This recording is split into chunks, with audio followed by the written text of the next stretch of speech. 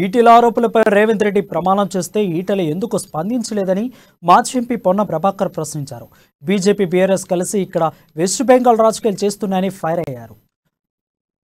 నువ్వు కొట్టినట్టు చేస్తే నేను ఏడ్చినట్టు చేస్తానన్నట్లుగా వ్యవహరిస్తున్నాడని ఎద్దేవా చేశారు.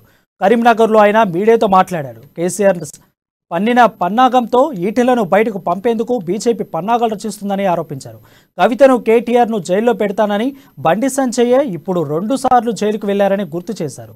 కరీంనగర్ అకాల వర్షంతో రైతులు గోసపెడుతుంటే బండి సంజయ్ ఎక్కడున్నారని ప్రశ్నించారు. సంజయ్ కార్పొరేటర్కు ఎక్కువ, మేయర్కు తక్కువని కామెంట్ చేశారు. టెలిఫోన్ లీక్ అయ్యేదాకా దొంగ లెక్క ఇళ్ళనే పార్టీలో ఉన్నాను. టీఆర్ఎస్ పార్టీ మద్దతు తీసుకొని రాష్ట్రీయ ఎజెండా తోటి నన్ను ఓడియడానికి పనిచేసిండ్రు.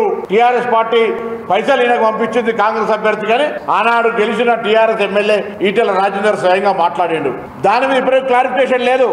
దాని మీద నిజాయితీగా నిరూపించుకోవడానికి ఇగో నేను కూడా ఇలా రేవంత్ రెడ్డి అయితే పెద్ద అమ్మవారి దగ్గరకు పోయి నేను ఆ విధంగా చేయలేదు తప్పని నువ్వు కూడా దేవాలయానికి పోయి ప్రూవ్ చేసుకుంటావు కదా. నువ్వు కూడా నేను ఆ రోజు కాంగ్రెస్ కు టికెట్ మీద పోటీ చేసిన టీఆర్ఎస్ పైసలు తీసుకోవాలని చెప్పుకోవాల్సి ఉంటుంది కదా. అవన్నీ నేను చెప్పుకోకుండా తగునామని చెప్పి ఇంటర్నల్గా కొలాబరేట్ అయిపోయి దావతులకు పోయి సెల్ ఫోన్ లీక్ అయ్యేదాకా దొంగ లెక్క ఇళ్ళనే పార్టీలో ఉన్నాను. అనేక ప్రెస్ కాన్ఫరెన్స్లు చేసినావు. ఏం ప్రెస్ కాన్ఫరెన్స్? ఈటెల రాజేందర్ కాంగ్రెస్ వైపు రావద్దని టీఆర్ఎస్ పార్టీ వేసిన స్కెచ్లా నువ్వు ఈటెల రాజేందర్ మీద అనేకమైన ఆరోపణలు చేసి ఇవాళ ఈటెల రాజేందర్ను భారతీయ జనతా పార్టీకి పంపించడానికి నీ చంద్రశేఖరరావు సలహాను ఉపయోగించుకొని చేసింది కాదేది.